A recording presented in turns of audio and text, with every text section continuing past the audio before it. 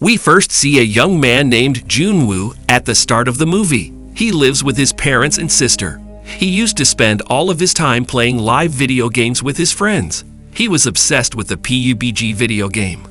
Similar to this, one day he's playing this game while his family isn't home. While you're playing the game, a TV news report says that Seoul, Korea, has been infected by a virus. People that are infected are biting one another. Now that the virus has become so widespread, it is no longer under government control. Disinfected individuals were unable to escape.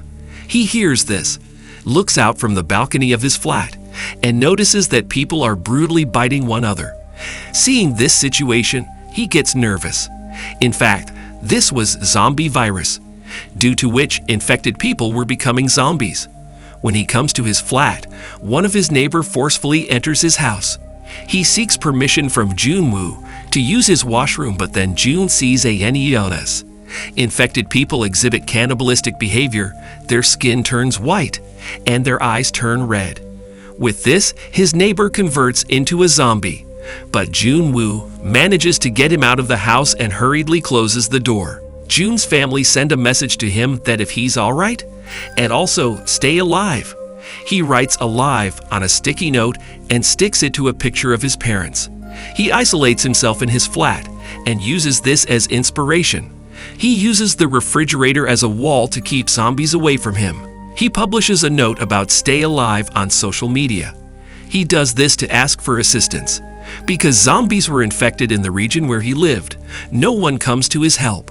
When he could get signals, he used a drone to find it. His cell phone's battery was now dead. This virus had quickly spread throughout his area. Everyone has become a zombie. Especially these zombies remembered their habits of daily routine like hearing, watching, movement, or their daily routine. If they used to go office, they were going to office even after becoming zombies.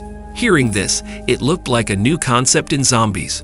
Joon-woo remembers that he can convey his message for help through radio, but there wasn't any device like this in his house. Time was passing, and every day Joon-woo made videos for his help. It is obvious that living like prisoners in house for many days made everything run short, like food supplies, internet, and network. In night, he sees a police officer who is fighting with zombies to save her life. But those zombies kill her too. Everything was happening in front of Joon-woo. He drags zombies' attention towards him to save her, police officer, but all in vain. Meanwhile, a zombie opens the main door and tries to come near him, and he creates a dramatic scene as if he has fallen from his building. Those zombies fall off the building too and are killed, but Joon-woo saves his life by acting wisely. When he saves his life from zombies, he sees that eatables in his house have finished. Then he compromises with his appetite by drinking. In the start, he feels good, then he starts having hallucinations, where he believed that his family had returned home and that everything had returned to normal. But the truth was different. His family has sent him a voice message, and all of a sudden his cell phone network is working again. As humans had also turned into zombies, this voice note was the last to be heard in them. He turns violent and starts breaking into his house. He runs out of his flat while screaming, breaking everything in his home. He goes back to his flat, though after fighting and encountering those terrible zombies. He could only recall one thing: stay alive. He decides he won't turn into a zombie after viewing zombies. By thinking of it, he was going to hang himself to death. But suddenly, someone from Frontier Building saves him with the help of a laser light. When he gets up to see, he sees another survivor in that building named Kim Yoo-bin. They both talked through signals. Yoo-bin had planted a trap on her main door, in which a zombie is trapped. Availing the chance, she kills him. She was a nice girl. She didn't want to kill anyone, but situation made her to kill him. Because if she had not killed him, he would have killed her. She observes that Joon-woo is hungry for many days. So for giving him food, she ties food with rope and tries to throw it in his apartment. The ball, with the help of which she was throwing rope, falls down on the road. Joon-woo sends his drone to her and a rope is tied between them, and then food is delivered to him. After it, a zombie sees that ball. He was firefighter in his real life, and he knew how to climb up with the help of rope because it was a part of their nature. not to forget their habits. He pulls that ball which is attached to rope tied with Yoo-bin's table. That table moves from its place and hits Yoo-bin-san. She becomes faint. Those zombies start climbing the rope. Joon-woo sends a drone around him to divert his attention and makes a cut on his face. On his main gate, zombies were trying to break his door, because of which Joon-woo's attention gets distracted and that zombie catches the drone. Now, Yoo-bin becomes conscious and cuts the hand of that zombie. He falls down and dies. Joon-woo decides to find food in nearby flats. He enters the flat using a key he got from a zombie. He thinks the zombie as the building's owner. There he discovers food supplies, walkie-talkies, earbuds, and equipment for mountain climbing. He believes that the locals must be quite daring. He enters the bedroom and finds a dead woman there.